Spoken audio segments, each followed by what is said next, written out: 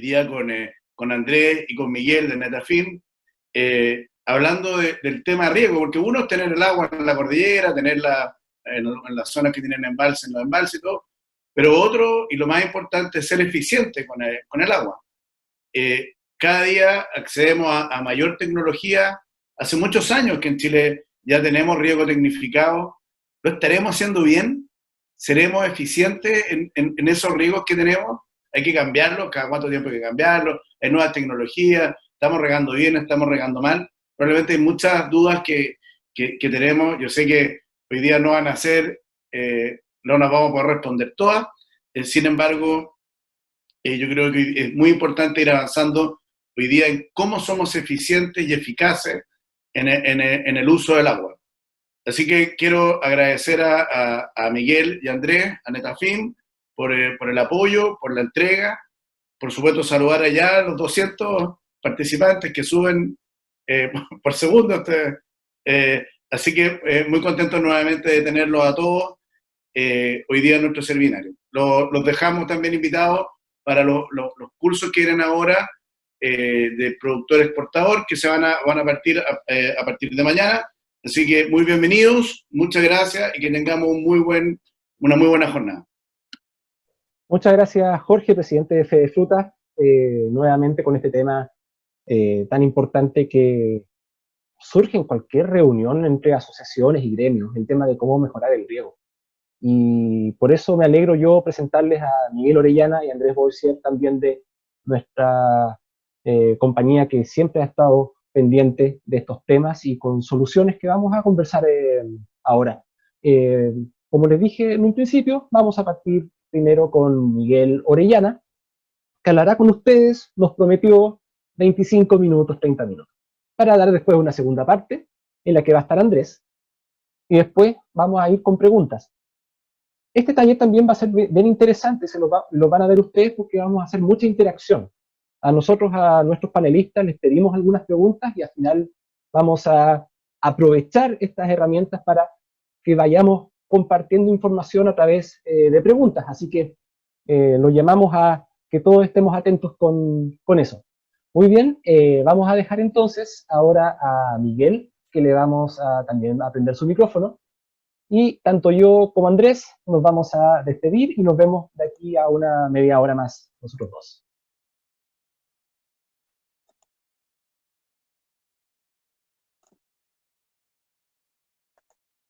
Miguel, ¿nos escuchas? Impecable. Se ve muy bien tu presentación. Muy buenos días. Junto con agradecer la invitación de Fedefruta, queremos unirnos a las condolencias por el sensible fallecimiento de Felipe Rosa y generar esta instancia de conversación un poco en honor a él. Bajo el contexto que nos invita Fedefruta, nosotros queremos presentarles en nuestra presentación, digamos, agronómica, dos aristas de trabajo que estamos llevando hoy día como Netafim, y una de ellas dice relación con respecto a imágenes, al estudio, digamos, digital, información digital generada por imágenes con satélite, y el otro dice relación con respecto a goteo subterráneo. Y finalmente, al final de la presentación, queremos mostrarles algunas cosas que hemos logrado unificar con estos dos servicios y que nos han dado un trabajo que hasta el momento ha sido bastante satisfactorio. ¿Ya? Por lo tanto, hoy día, nuestras dos aristas de trabajo agronómico en nuestro departamento que se está iniciando ya desde el año pasado, tenemos estas dos alas de trabajo. Con respecto a los objetivos que nosotros hoy día nos planteamos con estos servicios y con este trabajo que estamos haciendo con goteos subterráneos, es otorgar al agricultor herramientas que permitan hacer el uso eficiente del recurso hídrico, controlando variables que para nosotros son relevantes desde el punto de vista de producción y como es la uniformidad. Nosotros trabajamos muy de la mano buscando esta uniformidad y planteando estrategias que nos permitan ir logrando esta uniformidad en el desarrollo de frutales, y entre ellos es el trabajo con tecnología asociada a poder hacer el seguimiento de esto. Y además de entregar información para la toma de decisiones, que es muy relevante hoy día. Y bajo ese concepto han nacido dos servicios que están originados a partir de la toma de datos de sensoramiento remoto, ¿ya? Uno de ellos dice que relación con IDNET, que es diagnóstico de riego, y cuyo objetivo principal es realizar un diagnóstico de riego mediante el estudio de la biomasa, ¿ya? De biomasa de cultivo, de frutales, plantaciones forestales, y en el fondo nos permite hacer un estudio acabado de las zonas en donde efectivamente existen potenciales problemas asociados a falta de agua, ¿ya? Y este estudio lo podemos hacer a diferentes escalas temporales para determinar zonas de menor desarrollo, ¿ya? Este trabajo nosotros lo hacemos con un índice vegetacional que se llama Biosense, que es de nuestro colaborador de imágenes satelitales, y que tiene la ventaja de poder asociar no solamente cantidad de biomasa, sino hacer una comparación con respecto a su estado óptimo, ¿ya? Mientras más verde es la coloración, un mejor estado representa, ¿ya? Y este Biosense lo que nos permite es establecer en una misma fecha un comparativo dentro de un cuartel, pero a su vez, al hacer una resta de estas biomasas, una sustracción en diferentes fechas, podemos ir determinando tasas de crecimiento, y con esas tasas de crecimiento focalizar el análisis del riego mediante puntos de aforo. Es decir, en superficies que son extremadamente grandes, nos permite ir en búsqueda de las zonas en donde la respuesta a la biomasa es menor, y nos permite ir y de identificar estos puntos de aforo, ¿ya? Para ello les vamos a mostrar un caso que son 120 hectáreas de cítricos en el norte del país, que en donde estudiamos 3 fechas diferentes. Una fue en la temporada 2017-2018, en diciembre, otra fecha en 2018, del 27 de diciembre del 2018, y finalmente terminamos con diciembre del 2019. Y como ustedes pueden ver, vamos viendo que el comportamiento que puede tener la biomasa en estas diferentes fechas, ¿ya? En el 2017 nosotros logramos determinar que aproximadamente el 20% de la superficie del campo está en una condición, digamos, de biomasa entre un 85 y un 100, es decir, se parece mucho a un cítrico en una condición óptima de riego, ¿ya? En la medida que ustedes ven los colores amarillos en las imágenes, nosotros podemos determinar que aquí existe una vegetación, digamos, entre comillas, de menor calidad, y que necesita ser atendida ya sea por factores de riego o factores de suelo, ¿ya? En este caso en particular, estas correcciones que ustedes ven en las zonas acá amarillas fueron unas aplicaciones de geles que la temporada siguiente pudimos hacer seguimiento y se pudo verificar que hubo respuesta, digamos, positiva a esas aplicaciones de geles. Podemos llegar, digamos, a ese nivel de detalle con estos índices. Y finalmente después, en la temporada, logramos ver un decaimiento asociado un poco a esta falta de agua que tiene la zona producto de la sequía, ¿ya? Ha sido una zona que ha sido severamente afectada, y pues logramos ver en el fondo que la biomasa ha tenido una baja, digamos, en comparación a las temporadas anteriores. Al hacer una resta de biomasa, al hacer una sustracción, podemos determinar tasas de crecimiento diferencial, es decir, un cambio con respecto al tiempo. Y esto es lo que nos permite determinar zonas en donde se desarrolla adecuadamente, pero también aquellas zonas en las cuales no se desarrolla tan adecuadamente. Y estas zonas de decrecimiento para nosotros son las de importancia, ¿ya? Son las de importancia, donde nosotros vamos a ir a buscar los problemas asociados a riego o asociados a suelo. ¿Ya? Al hacer un análisis desde satélite por medio de sensoramiento remoto, nos permite hacer un panorama y un paneo general del campo sin tener que estar revisando todo el campo en este aforo. Y podemos determinar claramente dónde podemos ir a hacer estos aforos. En general, lo que estamos viendo, que al hacer esta sustracción de biomasa, en la medida que más regulares son estas tasas de crecimiento, más asociados a los bloques de riego están.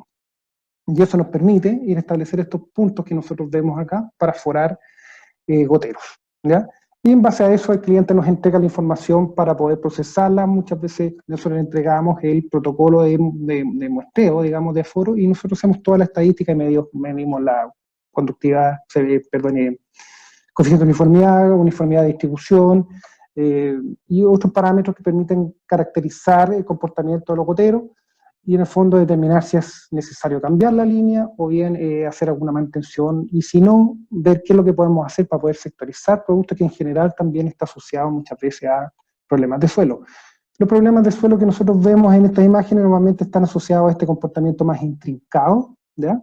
Que también lo podemos ver, digamos, por texturas, y en algunas oportunidades hemos visto otros factores que están asociados al comportamiento, ¿ya? Pero en general nosotros lo usamos para poder focalizar nuestra búsqueda de problemas en el riego. Eso por una parte IDNet. En general hoy día estamos, desde que partimos en octubre del año pasado con esto, con 500 hectáreas aproximadamente ya de estudio, y la verdad es que ha tenido bastante buena aceptación. El segundo de ellos es ADNet. Y ADNet, eso es un servicio que, como dice el nombre, es agronomía al servicio del diseño. Y en base a esto nosotros queremos plantear la siguiente pregunta. Jorge, por favor, te agradecería si me puede ayudar ahí. Muchas gracias. Vamos a ir a la primera pregunta de lo que nosotros mencionamos. La voy a leer primero. ¿Cuál fue el criterio utilizado en la planificación de su equipo de riego? Esa es, ¿correcto? Vamos a ir con ello y van a ver las alternativas en este momento. Tienen unos 30 segundos para votar. ¿Cuál fue el criterio utilizado en la planificación de su equipo de riego? Ya empezamos a tener los primeros, las primeras respuestas. Bueno, como hospedador nunca voy a saber si están viendo cómo se van comportando las votaciones. Es bastante interesante verlo. De aquí a unos segundos van a ver los resultados finales si es que no lo están viendo en este momento. Muy bien. Ya tenemos a una buena muestra en este momento. La gente sigue votando. Van a haber muchas preguntas, señores, así que vamos a continuarlas después.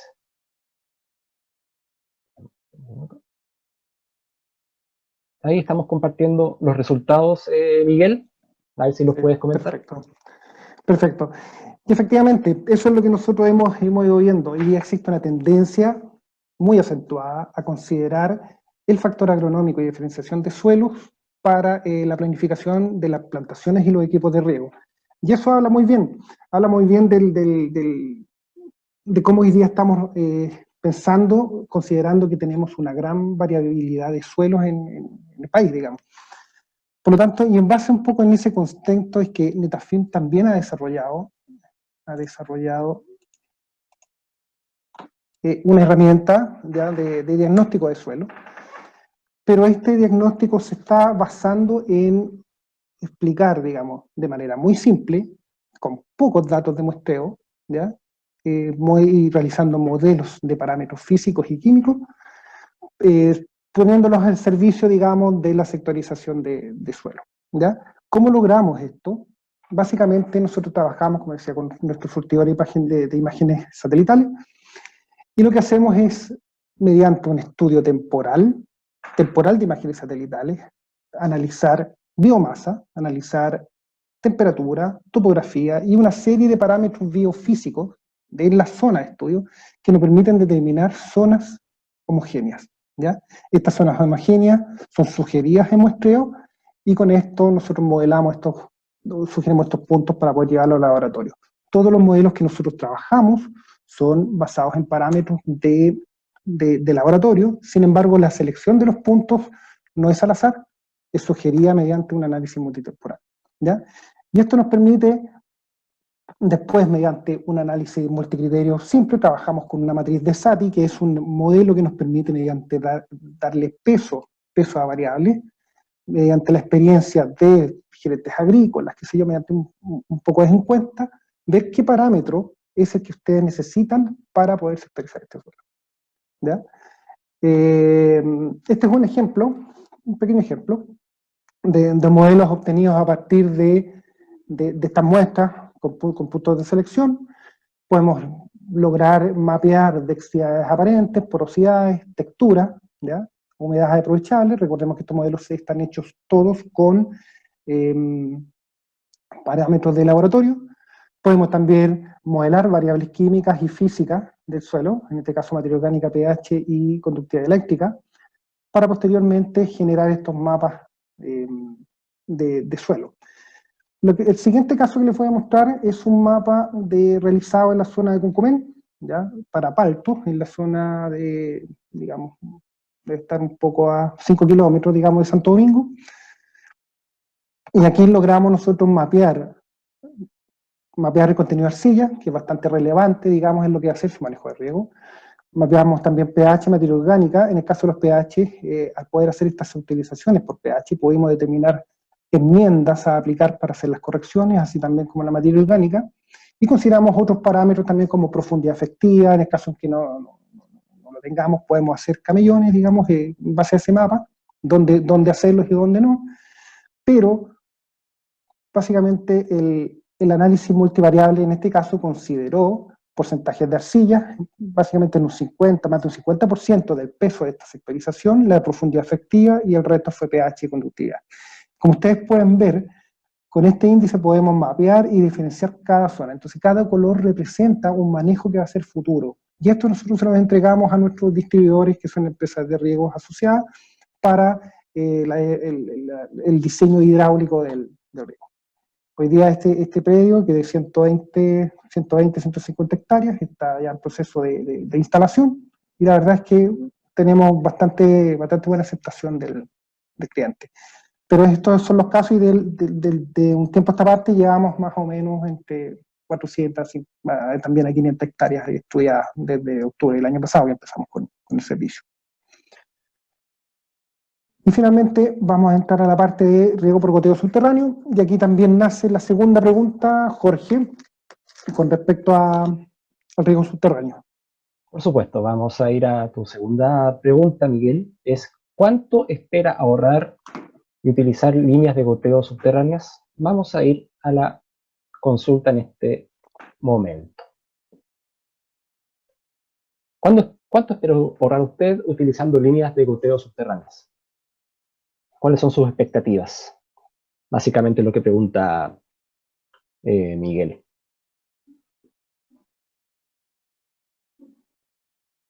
Puedo decir que hay altas expectativas hasta el momento, pero que está repartido, están repartidas de forma equitativa quizás las impresiones. Ya tenemos 120 votos. Vamos a finalizar la votación y vamos a compartir los resultados en este momento, Miguel, que los puedes ver a continuación para comentarlos. Perfecto. Bueno, lo que nosotros, un poco a modo de comentarles, que el ahorro que nosotros estamos observando hoy día con riego por goteo subterráneo varía un poco según lo que estemos evaluando. En este caso particular, en caso de frutales con goteo subterráneo, estamos observando ahorros entre un 8 y un 12%. ¿Ya? Sin embargo, el ahorro es sustancial en el caso de cultivos y praderas. Ahí llegamos entre un 30, un 50, incluso hasta un 60%. ¿Ya? Por lo tanto, los resultados son bastante variables.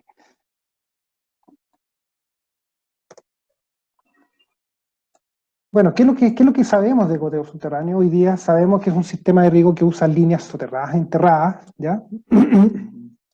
Busca minimizar las pérdidas por evaporación de superficie, y lo que estamos observando ya en bastantes zonas del país, ya que les vamos a mostrar ahora algunas imágenes, es cómo se distribuye el agua dentro del suelo. Y en general nosotros vemos una distribución bastante homogénea, producto de que no existe esta evaporación directa desde el suelo. ¿Ya? En general, una de las principales limitantes, o no limitantes, sino que, digamos, factor de importancia dentro del riego subterráneo es la selección de espaciamientos entre líneas y goteros, y de espaciamientos sobre los goteros, sobre las líneas. ¿Ya? Hoy día la discusión de la tecnología ya no existe, digamos, todos sabemos que existen goteros antisifón, y que en el fondo la decisión primordial de este riego y el resultado hoy día se da por la selección de un buen espaciamiento. Y nos toca trabajar con suelos como ustedes ven en las imágenes, desde un suelo clase 1 hasta suelos clase 4 muy delgados. Podemos enterrar líneas hasta con 40 centímetros, por lo menos nosotros con la maquinaria que hoy día tenemos, y eso nos permite realizar este tipo de estudios, digamos, hoy día. Todo lo que le vamos a presentar son estudios que estamos realizando con clientes para sus espaciamientos, como parte del acompañamiento que se hace con la línea. Y lo que podemos ver acá, es que en el riego subterráneo logramos una distribución del agua bastante más homogénea, ¿ya? Como ustedes pueden ver siempre en la imagen, el contenido de humedad, digamos, el perfil de humedad, que siempre tenemos una franja que es mucho más plana y una franja mucho más seca en superficie, y nos evitamos estos escotes que se ven muchas veces en los bulbos, ¿ya?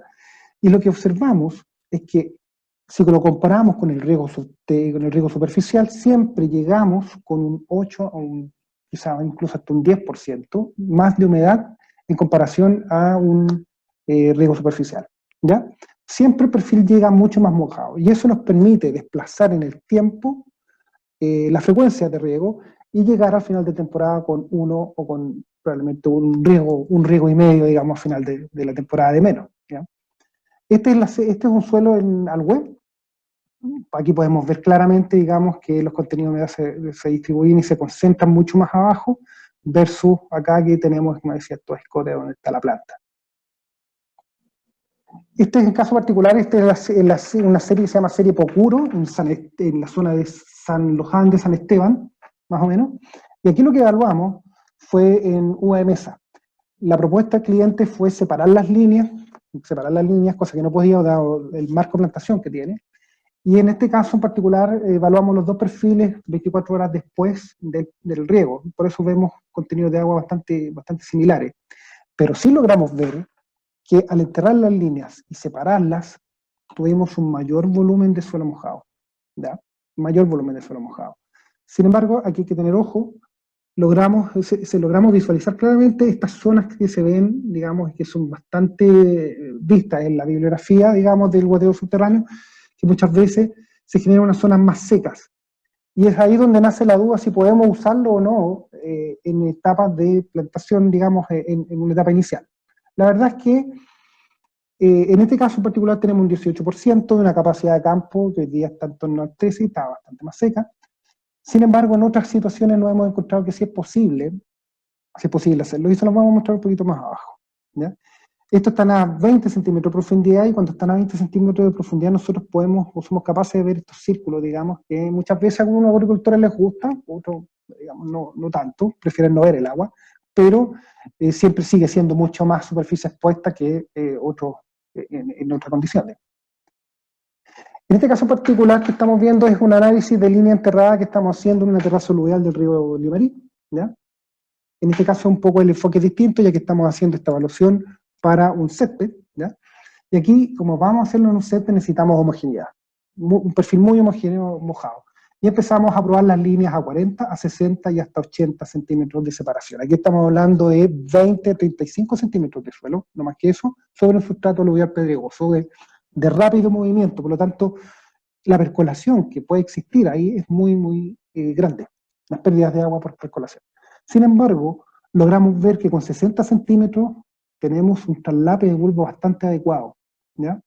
A los 80 centímetros ya empiezan a aparecer estas zonas secas, ¿ya? Entre líneas, que para una alfalfa, que para un frutal, probablemente no sea un problema, ¿ya? Por lo tanto, todo el criterio de selección también de espaciamiento se va a dar dependiendo de la profundidad y izamiento del cultivo. Y también logramos ver que en la medida que espaciamos las líneas, tenemos un secado del suelo, pasamos de un 24% de humedad hasta un 15% de humedad. Y este básicamente es un perfil que estamos trabajando desde la semana pasada, también por ahí en la zona de San Esteban, también en la serie Pocuro, y este es bastante bueno, porque este es un proyecto que se está armando con plantas recién que van a ser plantadas dentro de esta semana, ¿ya? Y aquí podemos ver que en este perfil en particular se enterraron las líneas y se les dio 2 riegos de 4 horas separados más o menos por 2 días, ¿ya? Logramos ver en el perfil de humedad que nos costó mojar porque fue preparado, por lo tanto quedó un poquito más terronudo ya que el suelo estaba bastante seco. Estas zonas amarillas corresponden a estas que ustedes ven acá, ¿ya? Sin embargo, las otras zonas que están más azules corresponden a contenidos mayores de humedad, ¿ya? Que corresponden a esta de acá. Nosotros necesitamos tener un suelo bastante mojado, bastante homogéneo, por lo tanto le dimos otras horas más y logramos, digamos, tener un perfil bastante más de humedad. Y llegamos a tener un nivel tal que estamos evaluando hoy día poder efectuar, digamos, esta plantación con este contenido de humedad, ¿ya? Aquí en este suelo tenemos un orden de un 29%, un 25% de capacidad de campo, y estamos llegando en torno al 18, 20, 30% hasta los 40 primeros centímetros de suelo, ¿ya?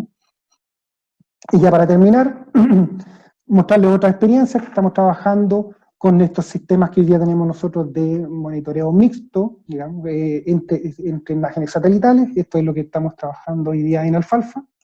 Llevamos nuestra primera temporada con alfalfa de seguimiento con imágenes satelitales con goteo subterráneo. Esta alfalfa que ustedes van a ver es con goteo subterráneo. Y podemos determinar claramente cómo se va desarrollando y dónde tienen los picos de crecimiento y dónde tiene también los cortes, la disminución por los cortes de la alfalfa.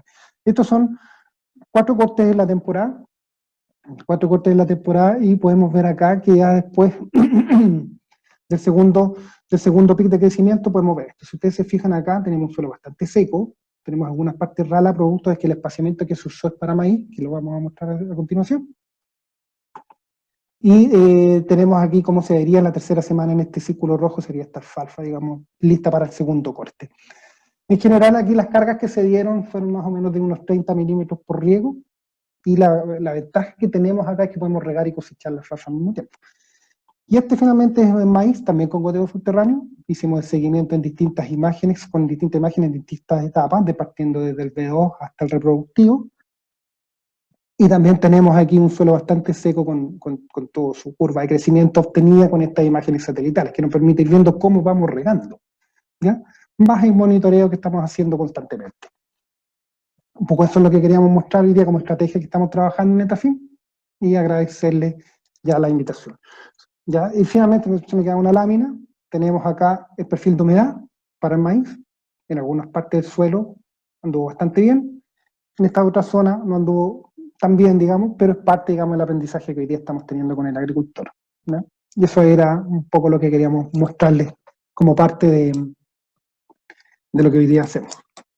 Gracias. Miguel Orellana, muchas gracias por tu tiempo con esta presentación.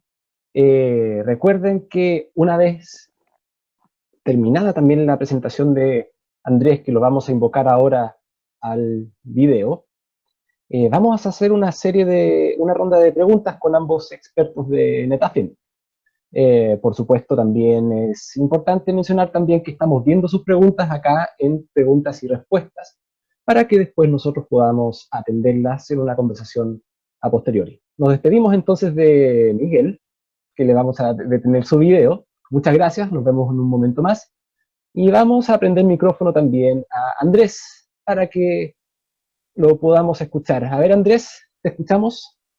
¿Cómo estás? Hola, Jorge. Bien, Bien, ¿y tú? gracias. ¿Y tú? Muy bien, muchas Muy bien. gracias, Andrés. Bienvenido.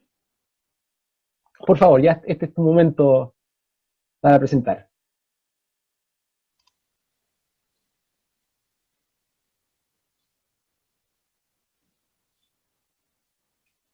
Ok. Bueno, gracias, Jorge. Hoy día, como todos sabemos, los recursos que tenemos son cada día más escasos y estamos metidos dentro de una grave crisis hídrica, un cambio climático que nos está golpeando muchísimo a nivel de producción. Y tenemos que tener claro que nosotros somos los responsables hoy día de la alimentación y debemos buscar una forma de producir más con menos. Debemos ser más eficientes, debemos mejorar nuestras técnicas de producción, y las herramientas que tenemos hoy día están disponibles. Existen, están en Chile, y conjunto con ellas, que quiero poder explicar algunas, quiero entregar conceptos relevantes para poder tomar decisiones y para poder seguir creciendo en el futuro. Aprovecho de saludar a todos, muy buenos días a todos. Mi nombre es Andrés Boisier, soy de profesión ingeniero agrónomo, con 2 niños, un gato y una moto como componentes de la familia, obviamente aparte de mi esposa. Llevo ya 13 años en la compañía y hoy día como gerente técnico, y con algunas áreas dentro ya de experiencia dentro del cuerpo. Y feliz de poder ayudar al mundo a crecer más con menos, como decimos en Netafim, y de poder también colaborar junto con ustedes a poder crecer más con menos. Cuando hablamos de las decisiones que tenemos que tomar en el campo con respecto al riego, que son temas que tenemos que definir previo a comenzar una etapa productiva, tenemos que tomar una serie de decisiones y que muchas de ellas van a ser decisiones estratégicas. Y las denominamos así porque son decisiones que van a golpear directamente el futuro de lo que nosotros queremos hacer. Como decisiones estratégicas, como definición, y apoyándome un poco en los amigos de Wikipedia, son las acciones que definen nuestro futuro en las organizaciones o las empresas, que van a requerir una cantidad de recursos considerables y los resultados futuros van a ser inciertos. Esa definición me calza, pero perfecto, con lo que es la agricultura hoy en día. Los resultados que vamos a tener van a depender de las acciones que hagamos al inicio de nuestro proceso o al inicio de nuestro proyecto. Si resumimos todo esto con las acciones que vamos a tener que tomar y consideramos que la fruta, que va a ser nuestro producto final, más del 85% está compuesto de agua, las decisiones que tomemos con respecto al riego van a ser completamente fundamentales en los resultados que vamos a obtener a futuro. Dentro de las decisiones o dentro de las principales áreas de tendencias que tenemos hoy día en las decisiones de riego, vamos a encontrar que tenemos, y hablamos todos los días, de costos de mano de obra, de la escasez de agua y de la calidad del agua. Son temas que están hoy día en el día a día, en el campo, en el día a día de cada proyecto nuevo y de cada proyecto que ya tiene algunos años.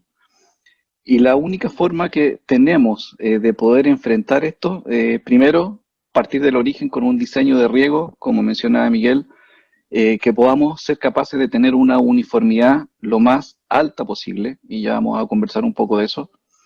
A nivel de campo debemos cambiar y debemos comenzar a cambiar la cultura de riego. La cultura de riego, hoy día en el campo todos hablamos del casetero, y eso tenemos que empezar a migrar hacia un encargado de riego y tener una persona que sea capaz de tomar decisiones de forma informada y con conocimiento. Tenemos que darle un giro a lo que estamos haciendo hoy día en el campo y profesionalizar el área del riego. Y tercero, tener sistemas de protección, mantenimiento, que nos den seguridad a que nuestra inversión, que no va a ser menor con respecto al riego, vamos a tenerla disponible por muchos años. ¿Y cómo lo hacemos eso? Principalmente con una solución de riego de precisión. Poder tener un riego que sea capaz de entregar de forma precisa lo que nosotros queremos entregar al campo, que sea preciso en la filtración, en la dosificación de los fertilizantes, en el control de las presiones, emisión de agua en el campo, y que las raíces de nuestras plantas tengan exactamente lo que nosotros queremos para ellas. Hoy día nosotros como compañía, y lo que vemos también en el campo de cada uno de ustedes, hay muchas áreas. Tenemos áreas desde la caseta, de filtración, de dosificación, de fertilización, de control. En el campo tenemos conexiones, goteo, maquinaria, etcétera. Hay un montón de componentes que deben funcionar igual que un equipo de fútbol. Si somos los directores técnicos, o ustedes son los directores técnicos, los mejores del mundo, y solamente tenemos un par de jugadores estrella y el resto de los jugadores son de tercera división, difícilmente vamos a lograr un campeonato y difícilmente vamos a lograr que el sistema pueda trabajar de una forma armónica. Y eso es lo que tenemos que entender. ¿Cuál es el papel fundamental de cada uno de nuestros componentes y cómo nos van a influir en nuestros resultados finales? Como dijo Jorge, la idea, a pesar de que estamos a través de una pantalla y no nos vemos directamente en persona, pero la idea es poder hacerlos participar y queremos hacerle varias preguntas para enriquecer un poco la presentación y para poder exponer algunos conceptos básicos de lo que queremos presentar hoy día. Jorge. Sí, por supuesto, Andrés. La pregunta es referente a la uniformidad de sistema de riego. ¿Cuál es la frecuencia de muestreo en su campo? Vamos a iniciar la votación.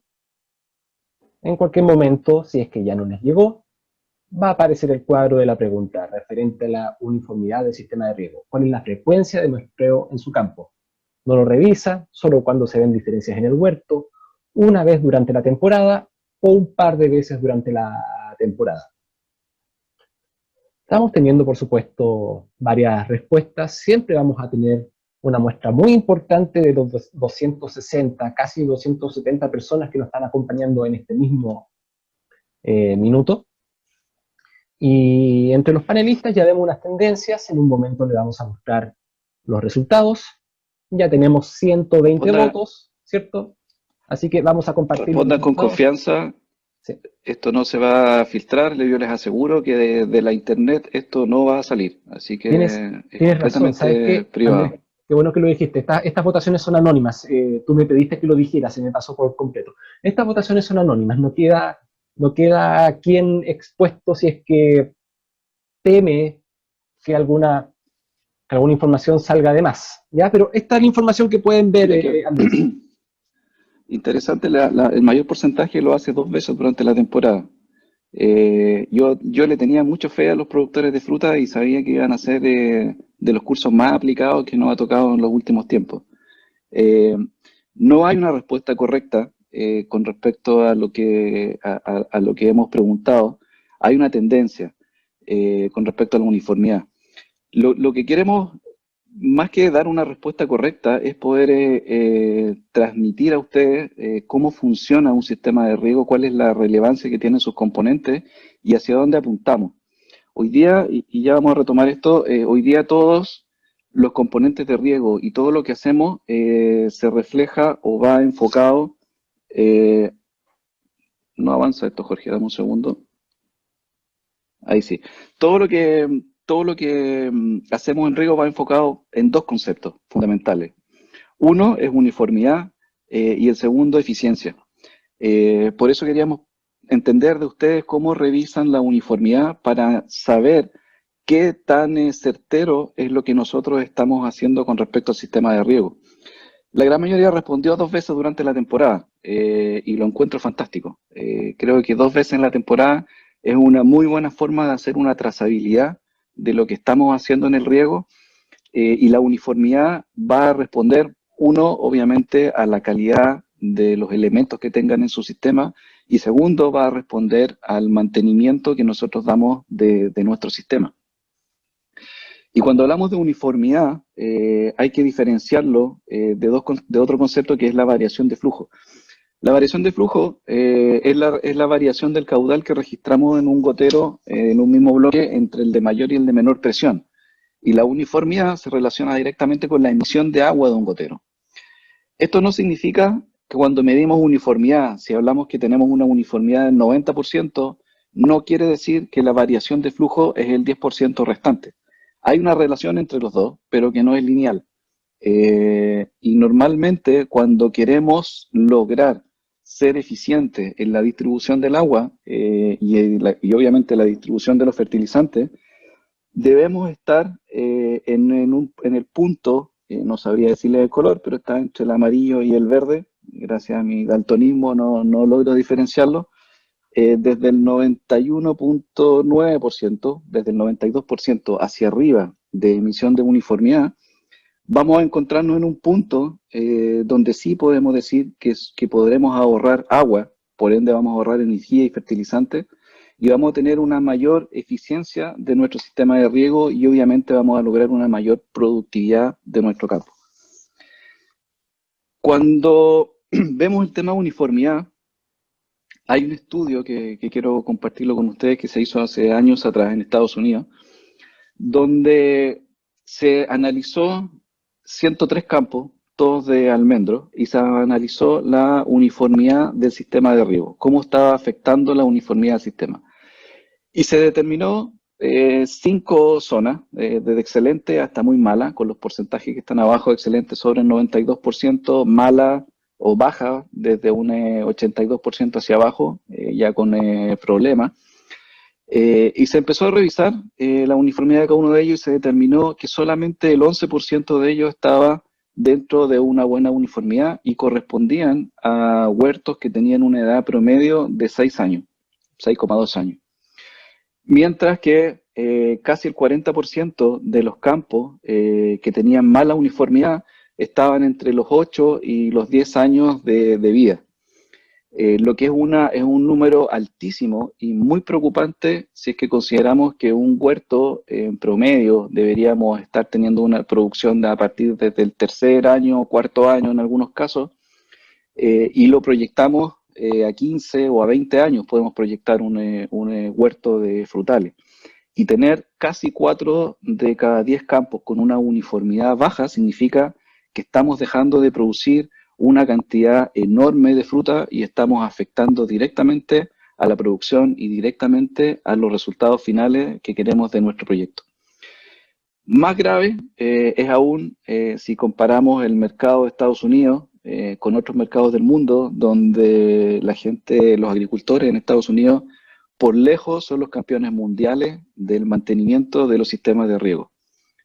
Cosa que en Chile llevamos algunos años ya tratando de fomentarlo y hacer entender. Hemos mejorado, pero creo que aún estamos un poco lejos de ello. Y como concepto, es importante entender que la uniformidad del riego sí se afecta en el tiempo, y es algo de lo cual cada uno de nosotros debemos tomar parte y debemos procurar trabajar para que ello no ocurra de forma tan acelerada y poder tener la mejor uniformidad y la mejor entrega de agua y de fertilizantes a cada una de las plantas dentro del campo. ¿Y cómo está nuestro sistema? Lo evaluamos constantemente. Ya sé que miden el 38% de ustedes miden la uniformidad cada 2 años. Lo encuentro fantástico. Pero hacemos un mantenimiento constante. ¿Cómo está nuestro plan de mantenimiento en el campo? ¿Tenemos algo definido que lo podemos hacer en forma frecuente? Y la segunda pregunta apunta un poco a entender un poco lo que hacen ustedes con respecto a la mantención de los sistemas. Jorge. Muy bien, por supuesto. Vamos a ir a la segunda pregunta. Pregunta número 2, referente al programa de mantenimiento definido para el sistema de riego. ¿Cuál es la frecuencia de su realización? Van a ver ahora en este momento la pregunta en el cuadro. Referente al programa de mantenimiento definido para el sistema de riego, ¿cuál es la frecuencia de su realización? No hay un programa definido, no se realiza, solo cuando se ve el sistema dañado, una vez durante la temporada, 2 veces durante la temporada. Hay un productor que nos dijo en el chat, no colocaron más de 2 veces durante la temporada, porque yo lo hago cada semana también. Así que eso también es muy buena noticia. Vamos en los... Creo que son los mejores alumnos que hemos tenido, por lejos.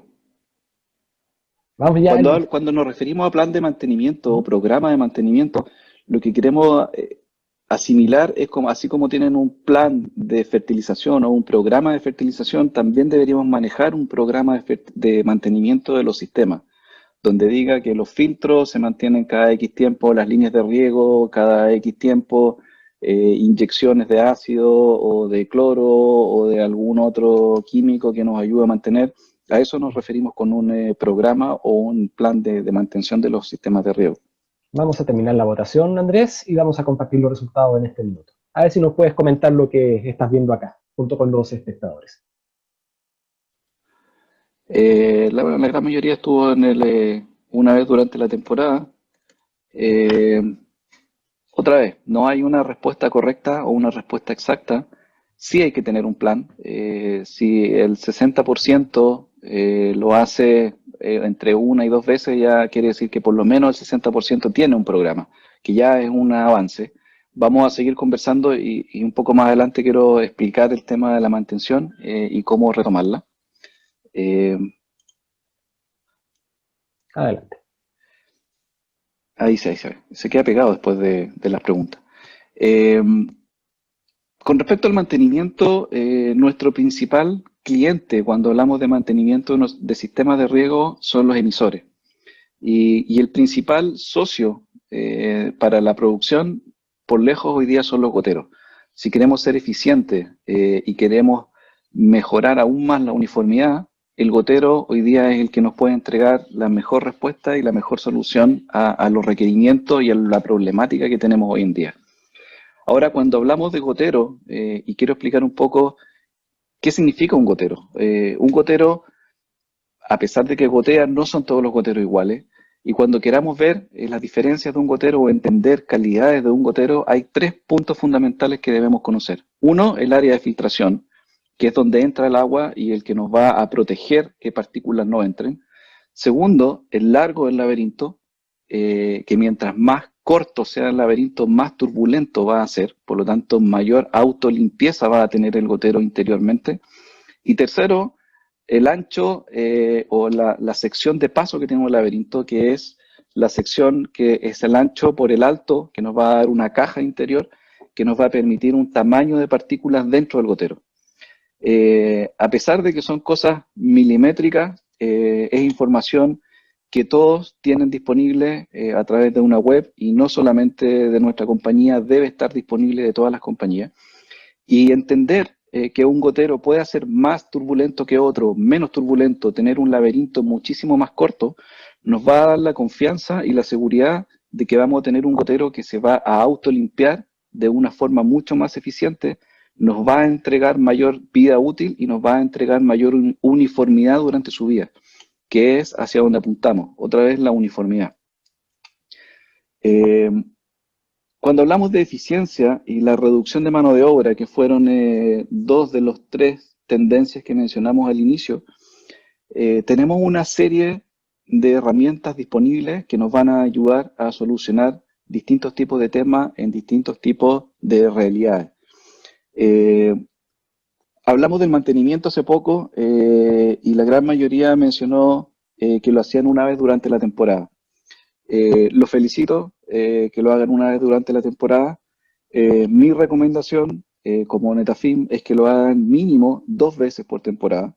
El primer mantenimiento lo deben hacer durante cuando termina el ciclo de riego o cuando empiezan a cesar los riegos a fin de temporada, para que el sistema pase durante el invierno lo más limpio posible y prevenir el crecimiento de agentes biológicos o calcificaciones dentro de nuestro sistema.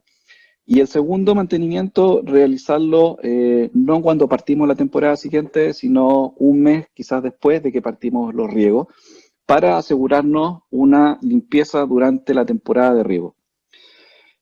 Cuando hablamos de mantenimiento de los sistemas, el 70% del mantenimiento total tiene que ver con el lavado de las laterales, o lo que llamamos normalmente en el campo los descoles, que es ir al final de la línea, abrir y dejar que salga el agua y arrastre la suciedad.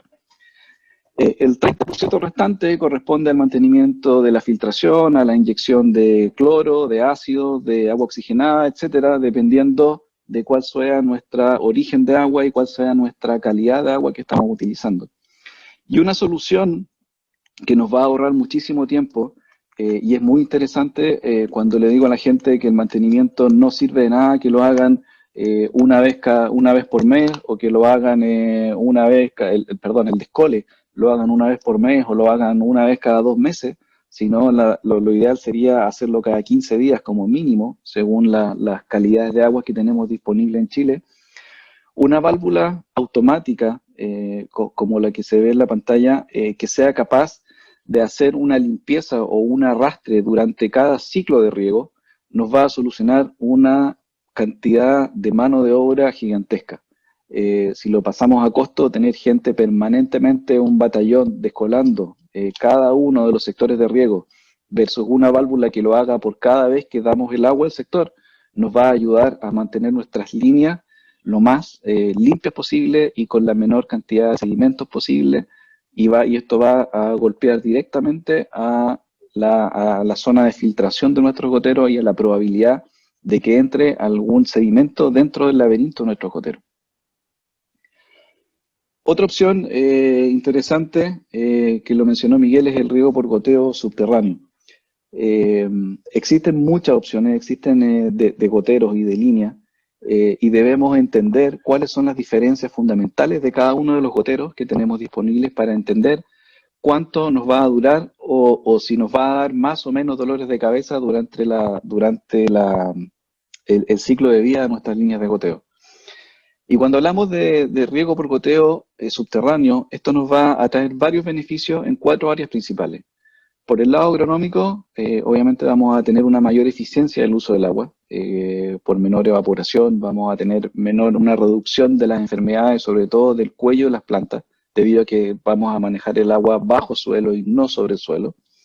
Por el lado ecológico, vamos a reducir el uso de herbicidas y nos va a dar la opción de ocupar distintas calidades de agua, obviamente con tratamientos previos. Por el lado técnico, nuestro sistema de riego, debido a que está prácticamente el 100% bajo suelo, vamos a tener menor influencia en daños mecánicos, por lo tanto la vida útil de nuestro sistema va a ser muchísimo mayor. Y obviamente vamos a tener una reducción en costos como mano de obra, energía, insumos, etc. Y esto va a golpear directamente a la rentabilidad de nuestro proyecto. Por otro lado, en proyectos, si hablamos de proyectos con pendientes, por ejemplo, o proyectos como producción de arándanos, válvulas antidrenantes que nos permitan retener el agua entre el primer gotero y la válvula de control, nos va a aumentar también nuestra uniformidad en el sentido de que el llenado de las laterales va a ser en muchísimo menos tiempo. Vamos a tener menos aire que remover de nuestro sistema cuando abrimos el agua a cada uno de los sectores de riego, y nos va a permitir ser mucho más eficientes también en el uso del agua y en la entrega del agua por cada una de las plantas del sector de riego.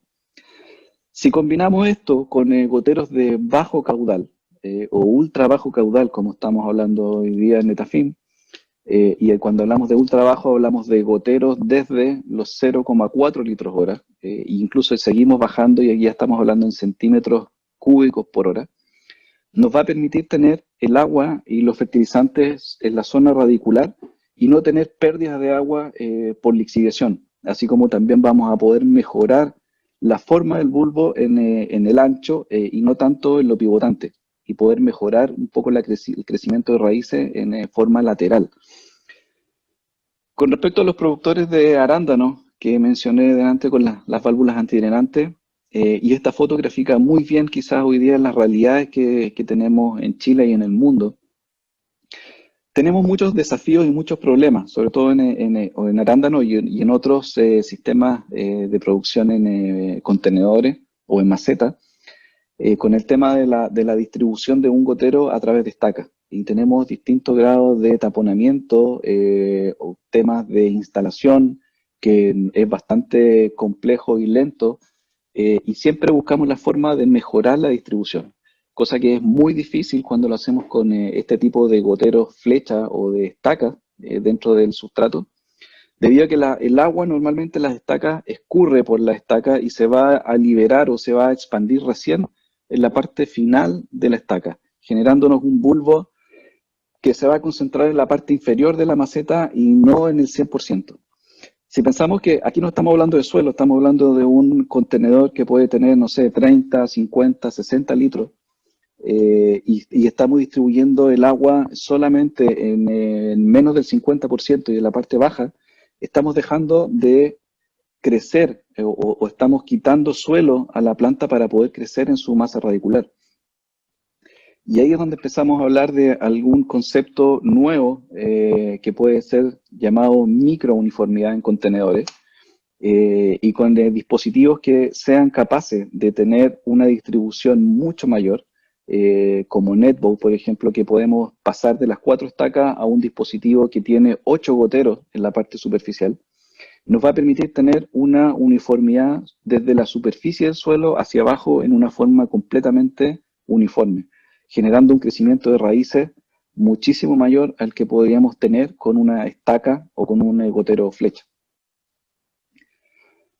Cuando hablamos de uniformidad, otra vez, hay un montón de elementos que todos conocen y todos tienen en los campos, que algunos les dan más importancia que otros, pero muchos no lo asociamos a la uniformidad.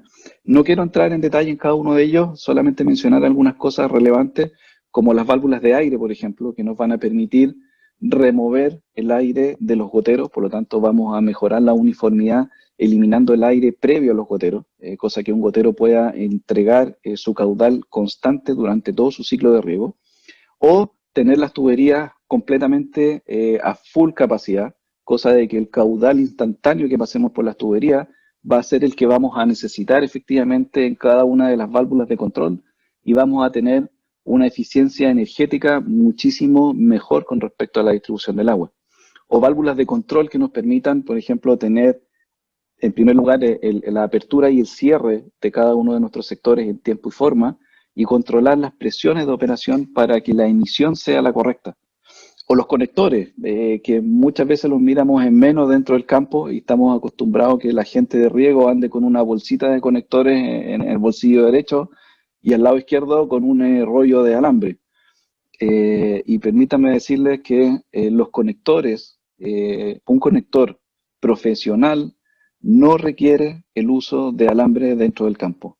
Los conectores no deben ser y nunca deben ser amarrados con alambre cuando el conector es el que corresponde a cada una de las mangueras y hablamos de un conector de una calidad o de una compañía decente, por decirlo de alguna forma. Y los medidores de agua, que muchos los ponemos porque la normativa lo exige, y quiero mostrarles algunos números de los medidores. Cuando hablamos, como por ejemplo en un campo que puse de 9.000 metros cúbicos por hectárea año de caudal que necesitamos en un campo de 70 hectáreas, a fin de temporada nosotros vamos a haber esperado 630.000 metros cúbicos de riego para ese campo de 70 hectáreas. Eso es lo que nosotros consideramos. Si pensamos en un medidor ultrasónico que tiene una variación de más o menos 1%, que es un número bastante real, por hectárea vamos a haber entregado a fin de temporada 90 metros cúbicos extra solamente por ese diferencial del más o menos 1%. Cuando hablamos de medidores mecánicos, como los medidores IRT o los medidores tipo Wallman, que tienen un medidor nuevo de una marca prestigiosa, digamos, podría tener una variación de más o menos 3%. A fin de temporada, en el campo vamos a estar cerca de los 19.000 metros cúbicos extra que vamos a haber entregado al campo. Ahora, si nos vamos con el mismo medidor y lo estrujamos y le damos 10 años de vida, o no sé, 8, 10 años de vida, o nos vamos a un medidor de una compañía que no sea tan confiable, y pensamos en una variación de un más o menos 10%, cosa que es bastante real. Y créanme que he visto muchísimo más diferencial en medidores de agua de algunas otras compañías no tan profesionales en este tema. Podríamos llegar fácil a un diferencial de 93.000 metros cúbicos extra. Si lo hacemos fácil y pensamos que nuestros sectores son de 63 metros cúbicos hora, más o menos vamos a estar bombeando por temporada extra, casi 2 meses nuestras bombas van a estar tirando agua hacia el campo de más. O sea, vamos a gastar energía de más, vamos a gastar fertilizantes de más, y si lo llevamos al número final, la cantidad de dinero que vamos a estar dejando sobre la mesa, créanme que no va a ser menor.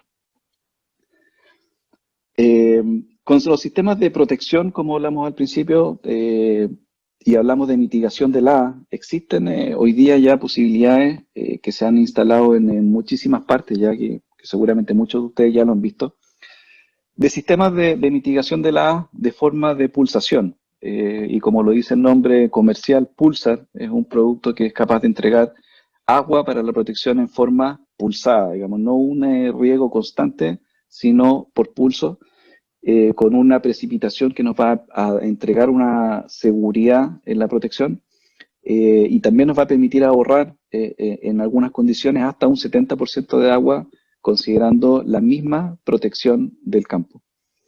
Un pequeño ejemplo, un huerto, pusimos puede ser manzano, de 3 por 4 metros. Si consideramos 3 sistemas de protección, cobertura total, localizado y de pulsación con Pulsar, con un sistema de cobertura total que vamos a poner emisores de grande alcance, estamos hablando de 12 por 12 metros los emisores, vamos a tener casi 70 emisores por hectárea y un caudal total de 31 metros cúbicos por hectárea. Siempre pensando en una protección de 3 milímetros hora para tener una protección al más o menos entre los menos 3 a los menos 7 grados Celsius. Si lo comparamos con un sistema localizado y hablamos de un emisor SuperNet autocompensado de 30 litros hora versus 450 del anterior, al poner uno por planta vamos a tener 833 emisores, pero el caudal instantáneo va a bajar casi a 25 metros cúbicos por hectárea. Y si nos vamos a un riego localizado, pulsado, con un pulsar, donde vamos a entregar 20 litros por hora, vamos a tener obviamente la misma cantidad de emisores por planta, pero vamos a estar cercano a los 16 metros cúbicos por hora. Si comparamos nuestro sistema de riego, vamos a pasar de un sistema donde podríamos estimar una matriz de 8 pulgadas versus una matriz de 12 pulgadas con respecto a un sistema de cobertura total. Y vamos a tener un ahorro de energía, un ahorro de agua desde el pulsar hasta el meganet, yendo de extremo a extremo, en este caso de hasta un 46% menos de uso del agua, considerando exactamente la misma protección para cada una de las plantas. Y cuando consideramos que podemos bajar de diámetro de las matrices de 12 pulgadas hasta las 8 pulgadas, significa que toda nuestra infraestructura de riego también va a ser menor, menos filtros, menos tubería, menos distribución, por lo tanto el costo de nuestra infraestructura también va a bajar y vamos a poder generar un proyecto que puede ser y va a ser más barato con una emisión pulsada versus una cobertura total y con exactamente la misma protección. Y por último, cuando hablamos de tendencia de las tendencias hoy día en el riego, con la calidad de agua aparecen estos señores, que son los señores de la protección, los filtros, que a mi juicio son elementos realmente cruciales dentro de un sistema productivo. Cruciales porque de ellos va a depender principalmente nuestro negocio. Podemos perder cultivo, podemos perder producción y podemos perder dinero si realmente no nos preocupamos de ello. Pregunta número 3.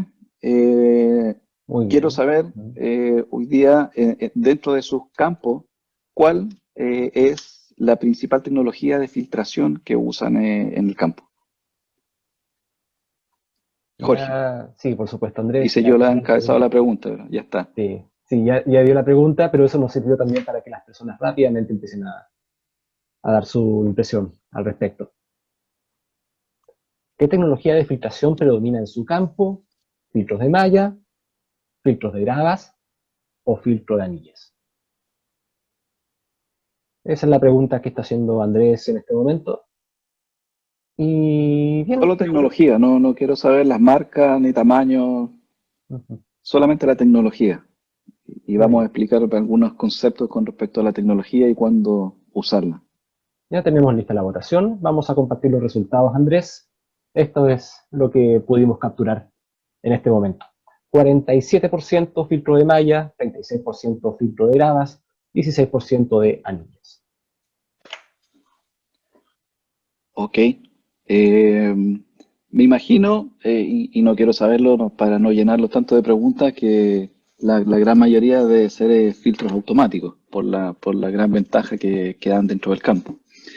Ahora los sistemas de filtración, y ya vamos a retomar con más preguntas de filtración para poder entender y tener un panorama más completo. Pero los filtros influyen directamente en la uniformidad del riego. ¿Por qué? Porque detenciones de los filtros, por temas de limpieza, porque los filtros se colapsan, porque algo pasó en el tranque, etcétera, no llegó el agua, qué sé yo. Detenciones de los filtros sí nos van a afectar directamente a la uniformidad por abrir y cerrar cada vez nuestro sistema de riego, inyectar aire a nuestro sistema y permitir que los goteros no entreguen su caudal nominal de forma constante. Así como también van a golpear directamente en la vida útil de nuestro sistema si los filtros no trabajan y no cumplen la función que deben cumplir. Y por ende la mano de obra también va a aumentar cuando pasa lo anterior. Y esto nos va a golpear directamente en la producción y en los costos. Las tecnologías de filtración, que son las tres que preguntamos anteriormente, las dividimos en dos partes o en dos tipos. Uno, filtración superficial, donde tenemos los filtros de malla, que son los que la gran mayoría, más del 50%, está utilizando actualmente. Que la característica de la filtración superficial que es tenemos solamente una capa o una barrera de filtración de la suciedad. Es exactamente lo mismo que lo que pasa en las casas cuando ocupamos un colador y queremos colar algún jugo o algo.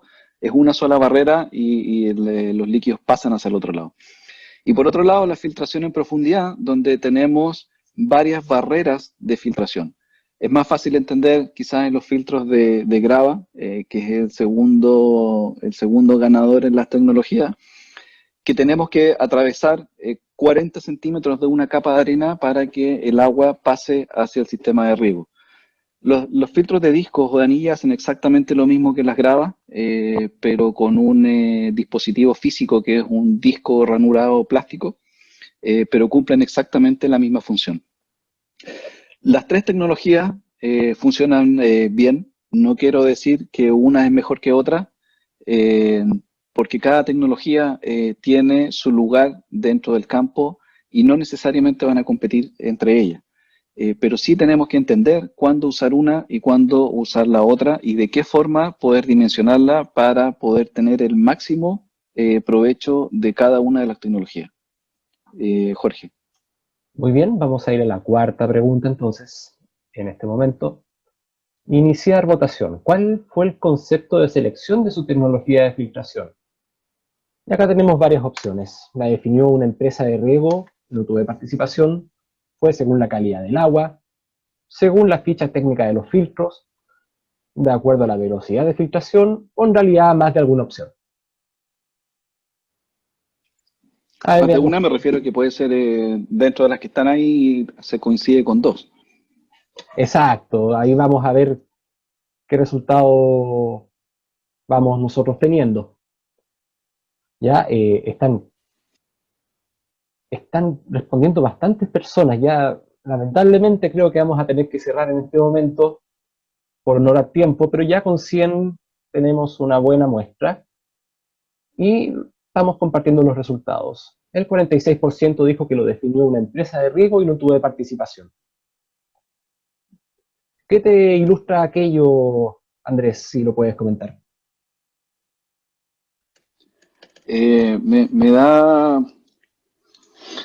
Me pone contento porque lo que puedo explicar a continuación estoy seguro que les va a ayudar para que se involucren más en la definición de lo que quieren hacer con los campos a futuro. Las empresas de riego son las que saben, digamos, cuando queremos hacer un proyecto y ellas son las profesionales. Pero creo que tanto en goteo, en filtración, en válvulas, cuando hablo de válvulas me refiero de aire, de control, etcétera, en el proyecto en general debemos involucrarnos más como clientes finales o como el campo mismo dentro de lo que queremos tener, porque eso va a ser lo que nos va a dar los resultados a futuro. Y de ello va a depender gran parte de lo que nosotros nos vamos a quedar en el campo y del mantenimiento y de los beneficios o problemas que nos va a traer a futuro. Cuando vemos los conceptos de cómo definir un sistema o una tecnología de filtración, las principales claves son 5 o 4, digamos, las más importantes. Uno, la eficiencia, el área de filtración, y una vez que tenemos esto más claro, nos vamos a las velocidades y a la calidad de agua y el origen del agua que vamos a tener disponible en el campo. Puede sonar un poquito elevado, lo vamos a aterrizar un poco para entenderlo mejor, pero otra vez, esto nos golpea la uniformidad del riego, como dijimos, menos ciclos de lavado, por lo tanto vamos a tener menos consumo o menos pérdida de agua y de energía y mayor retorno a la inversión si desgastamos menos nuestro sistema de filtración. Y en la pregunta 5, que también va ligado con esto, quiero entender o saber cuál es el origen del agua del riego o la fuente directa de suministro de agua hacia nuestro sistema de riego. Adelante. Las alternativas las va a poner Jorge en pantalla, pero quiero saber o entender de dónde toman ustedes el agua del riego para poder inyectarla directamente. Agua de pozo directo hacia el sistema, agua de pozo almacenada en un reservorio, agua de canal, agua del río. Esas son las 4 opciones que tenemos en este momento que está consultando Andrés Osier de Netafim.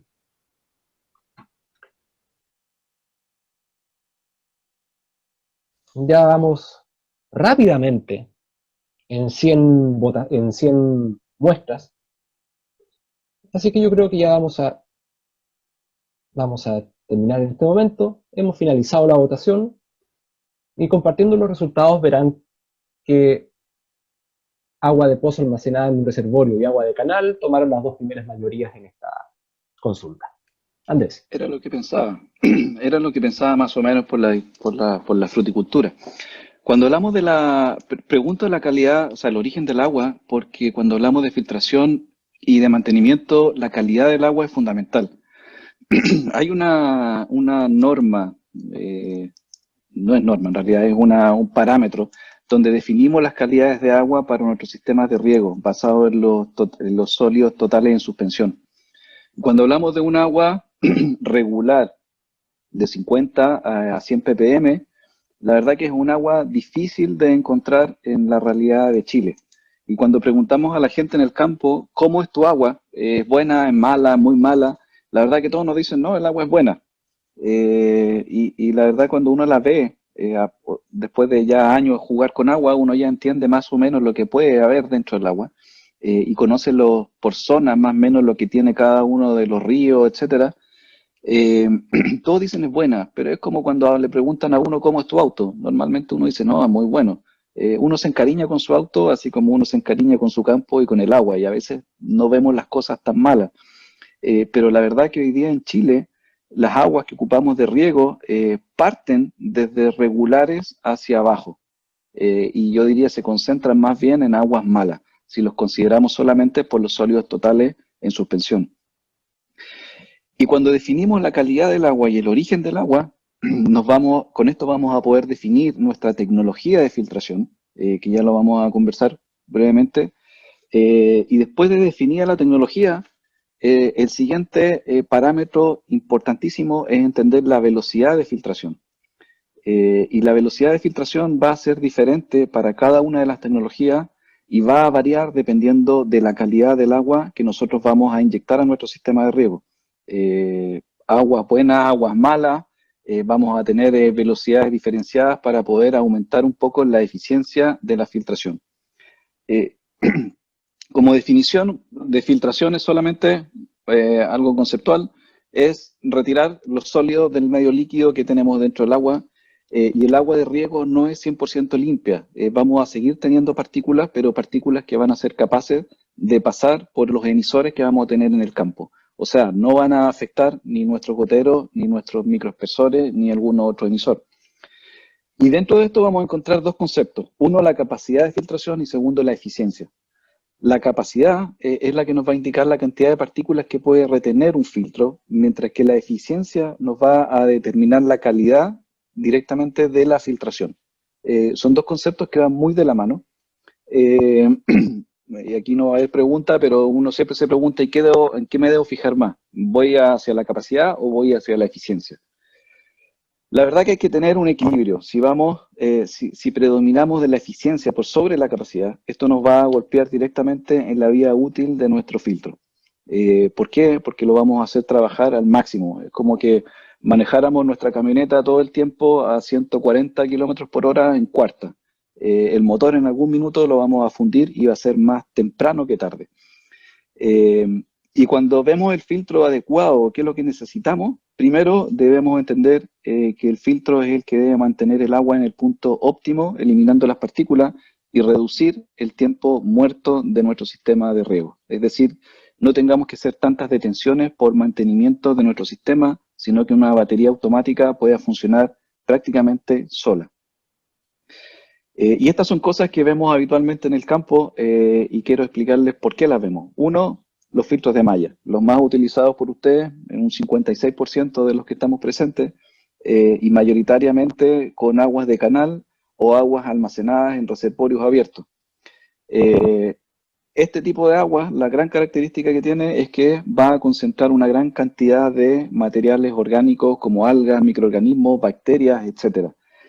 A pesar de que sea de pozo, como el 36% dijo, y la almacenaban en un reservorio, el agua de pozo efectivamente tiene una menor carga de material biológico, pero por el efecto de almacenarla directamente a la exposición solar, vamos a generar el crecimiento de algas.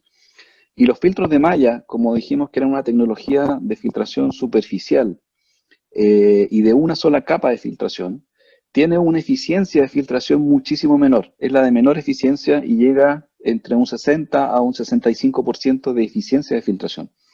Y lo que pasa con ello es que por su forma de filtración, que va desde adentro hacia afuera, cuando los filtros colapsan, como en este caso, van a empezar a pasar mucho material que no va a ser de 130 micrones, como dice el filtro, sino que van a ser de mayor tamaño, debido a que el material biológico tiene la capacidad de cambiar de forma y vamos a empezar a afectar nuestro sistema de riego.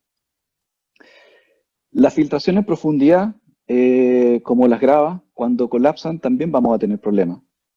Vamos a tener esos canales que podemos ver arriba o el agua va a pasar por los costados. Va a trabajar muchísimo mejor con las aguas de canales o las de reservorios abiertos, pero cuando estas dos tecnologías colapsan, lo que vemos en el campo es que el agua sigue fluyendo, los goteros siguen goteando, el sistema sigue retrolavando y la verdad es que los filtros están completamente colapsados y están siendo completamente ineficientes. Las gravas tienen una eficiencia de filtración que puede llegar hasta un 93%, son los que tienen mayor eficiencia, pero dentro de los contras son los que tienen mayores gastos energéticos y los mayores consumos de agua por efectos de retrolavado. Y con respecto a la tercera tecnología, que es muy similar a las gravas, las anillas tienen una eficiencia que puede llegar hasta un 87%, pero la gran diferencia con respecto a las otras dos es que cuando estas tecnologías colapsan, generan un sello total de los discos y nos impiden el paso de agua hacia adelante. Mucha gente reclama, dice, no, los filtros de anillas se me tapan todo el tiempo y hay que ir a abrirlos. Y yo les contesto, fantástico, su filtro está haciendo su pega. Lo que tiene que hacer es taparse y no dejar pasar mugre. Ese es el trabajo de cualquier sistema de filtración, independiente de la tecnología. El tema es que tenemos que definir previamente e involucrarnos previamente en los conceptos anteriores que nombramos como la calidad de agua y la velocidad de filtración para cada una de las tecnologías que definimos. Y pregunta para ustedes nuevamente. Esta es la única pregunta que tiene una respuesta precisa, así que concéntrense. Si este campo es suyo, este es el campo de ustedes, y tenemos un sector o un bloque de riego que tiene 150 metros cúbicos en su bloque de riego, por lo tanto vamos a poner un filtro que nos va a entregar los 150 metros cúbicos. ¿Correcto? Está perfecto. Tenemos la bomba, nuestro filtro de 150 metros cúbicos y el campo de 150 metros cúbicos. El problema de este filtro es que cada una hora llega a un diferencial de presión de 2 bares, de 3 bares y el filtro se tapa y nuestra persona que tenemos encargado del riego tiene que ir a la caseta, cortar la bomba y hacer un mantenimiento del filtro. Asumamos que es un filtro manual. Si este personaje tiene que ir a la caseta cada una hora a hacer el mantenimiento del filtro, y nosotros abrimos el escritorio, sacamos la caja chica y le decimos, tome, compremos un segundo filtro y ponemos 2 filtros ahora. Y tenemos 2 filtros en paralelo del mismo tamaño que el primero. Por lo tanto, ahora cada filtro nos va a entregar 75 metros cúbicos y vamos a cumplir con los 150 metros cúbicos del campo. Como son filtros manuales, igual el diferencial de presión va a crecer y los filtros se van a tapar. La pregunta, ¿cada cuánto tiempo ahora este personaje debe ir a la caseta a hacer mantenimiento de los filtros cuando se tapen? Si antes iba cada una hora con un filtro, ahora tenemos 2 filtros. ¿Cada cuánto tiempo debe ir? Jorge. Estaba sin micrófono, disculpen. Vamos a la pregunta 6 entonces, acerca de si al sistema con un filtro manual de 150 milímetros por hora, disculpa, lo dije bien, que requiere mantenimiento cada una hora, se agrega un segundo filtro idéntico. Ahora la frecuencia de mantenimiento será, ¿de cuáles nos podrían decir ustedes?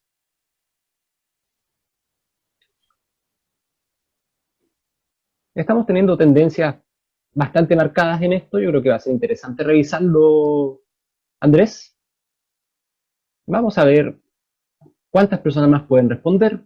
La idea es llegar a 100, vamos a llegar de todas maneras a esa muestra. Y entre 1 hora y 8 horas, ¿cómo lo entenderían ustedes? finalizando la votación en este momento, vamos a compartir los resultados. Andrés, este es el resultado. Un 54% dijo que 1 hora. Mira qué interesante, está bien repartido. Lo primero que hay que entender es que si le ponemos un segundo filtro, esta persona que trabaja en el riego, en el campo, va a estar feliz porque va a tener muchísimo menos pega. El 54% dijo que íbamos a seguir con 1 hora. La respuesta correcta fue el 13%, que creo que fue la menor cantidad, y la respuesta es cada 4 horas. Si duplicamos, en este caso lo que hicimos fue duplicar la superficie de filtración. Pusimos exactamente el mismo filtro, duplicamos la superficie y nuestro tiempo de mantenimiento se cuadruplicó. ¿Por qué? Porque cuando aumentamos la superficie de filtración, que era uno de los conceptos claves dentro de la definición de las tecnologías de filtración, si duplicamos la superficie, vamos a disminuir a la mitad nuestro caudal que va a estar pasando por cada uno de los filtros. Pasamos de los 150 a los 75. Por lo tanto, ya tenemos el doble de tiempo o el doble de capacidad de filtración. Para cada filtro ahora en forma individual, si pasamos la mitad de caudal, nuestro diferencial de presión también se va a demorar el doble en llegar a los 3 o a los 4 bares donde ocurría el taponamiento. Por lo tanto, es importante entender el concepto que si duplicamos el área de filtración, nuestros intervalos de mantenimiento se cuadruplican. No es lineal, no es 1 a 1. Y por eso el tema de la superficie de filtración, el tema de la calidad de agua y el tema de la velocidad de filtración son factores cruciales cuando definimos una tecnología a utilizar en filtración. Existen mapas, y no lo quiero mostrar en detalle, si quieren más adelante lo podemos conversar, de definición de cada una de las tecnologías según el tipo de riego, según la duración de las líneas de goteo por temporada, el origen de agua, etcétera. Si las aguas son subterráneas o son superficiales, pero lo que quiero dejar como concepto es esto, como definición macro, y aquí quizás muchos se van a asustar por las preguntas que hicimos con las tecnologías y el origen del agua. Cuando usan aguas superficiales, nuestra principal recomendación es la utilización de filtros en profundidad, ya sean filtros de anilla o filtros de gravas. ¿Por qué? Porque tenemos mayor concentración de sólidos en suspensión y tenemos mayor concentración de materiales biológicos. Y cuando usamos agua de pozo, nuestra principal recomendación va a ser la utilización de filtros de malla, porque no hay los materiales que mencionamos anteriormente y vamos a tener principalmente o con mayor probabilidad arenas. Ahora, ojo, que no es lo mismo sacar agua de un pozo y almacenarla. Cuando hablamos agua de pozo, significa tomar el agua del pozo e inyectarla directamente a nuestro sistema de riego. No almacenarla bajo los rayos del sol y menos en reservorios que no estén recubiertos, etcétera, porque ahí lo vamos a transformar automáticamente en un agua de origen superficial. Y siempre hablo de los filtros porque considero que la filtración son nuestra primera línea de defensa para nuestros sistemas de riego y nos van a definir lo que podamos hacer a futuro. Y la última tendencia que tenemos hoy día es una transformación digital que estamos teniendo de hace muchos años, donde pasamos de rápidamente desde un regador manual a un timer y de un timer a un controlador, y de una serie de procesos y una serie de métricas que medimos en los campos día a día. Y la forma de poder tener toda la información disponible y de poder hacer gestión sobre el uso del agua y de los fertilizantes es a través de sistemas de control que nos permitan manejar y tener todos los datos disponibles de qué es lo que estamos haciendo en el campo día a día. Tener sistemas que nos permitan conectar los sensores a un sistema de control que maneje la fertilización en un sistema completamente preciso de fertilización y de inyección. Tener fuentes externas de alimentación, de clima, de imágenes satelitales, como lo que mostró Miguel, poder controlar nuestro riego y poder saber en cada minuto qué es lo que está pasando con nuestro campo y la humedad y la distribución del agua, son datos fundamentales para poder ser eficientes y poder ahorrar agua y poder ahorrar energía y al final del día dinero. Así que los invito a sumarse a toda esta revolución digital y soluciones tecnológicas que hoy día están disponibles para ser más eficientes y más uniformes, y debemos estar preparados hoy día para crecer mucho más con mucho menos. Muchas gracias.